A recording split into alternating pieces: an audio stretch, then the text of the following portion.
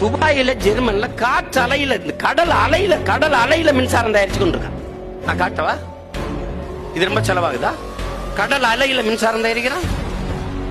காற்றாலையில காற்றாடியில மின்சாரம் தயாரிக்கிறான். சூரிய ஒளியில மின்சாரம் தயாரிக்கிறான். அதானி தயாரிக்கிறார். என் ஊர் கமுதி இல்ல.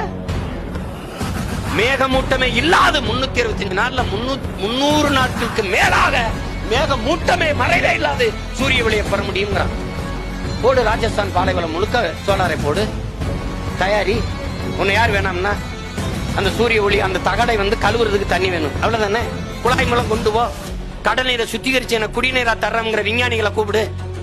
அந்த கடல் நீரை சுத்திகரிச்சு ஓட்ட தகடு கழுவுறதுக்கு அந்த தகடை கழுவுறதுக்கு தண்ணியை கொடுக்க சொல்லு. அவ்வளவு தூரம் நாங்க அவ்வளவு பியூரா ஒண்ணு சுத்திகரிக்க வேண்டியதில்லை. சும்மா அரைவரையா சுத்திகரிச்சா கூட ஓட கழுவுறதுதான். தண்ணீர்ல தான் கழுவணுமா? காத்து பம்ப வச்சு அடிச்சு காத்தடிச்சு தூசியை கலைச்சு விட முடியாதா? செய்ய முடியாதா?